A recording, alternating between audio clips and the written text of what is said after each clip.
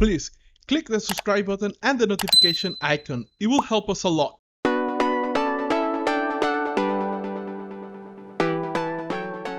So that's going to be like a funny question because I always love comics. I never really wanted to be a comic book artist. I know I wanted to draw and write.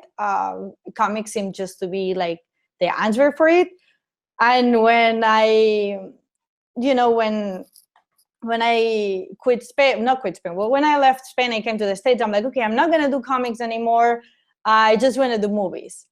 And I never realized how similar they are and how much I learned on my previous degree and how much I'm applying it now to the current job. And I refused to work in comics because it was really lonely. It's very sacrificing.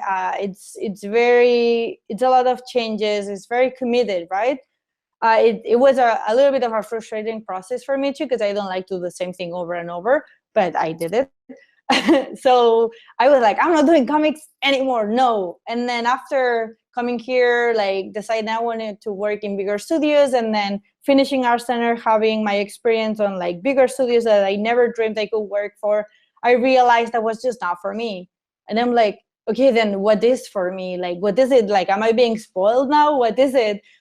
And I started like to tell like a little bit like of my life that year in a comic, just for myself, just to, start like finding myself and what I wanted to do.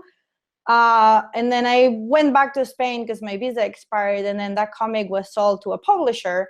So out of the blue too, they were like, oh, we're interested, we're buying. So it's coming out in November.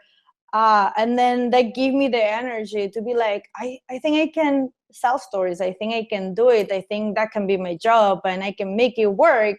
And it's going to be really hard, but I think I can do it. And then that's what made me spark glow in the dark. So actually, it's funny that I promised never to do comics, and now I just kind of do that for a living.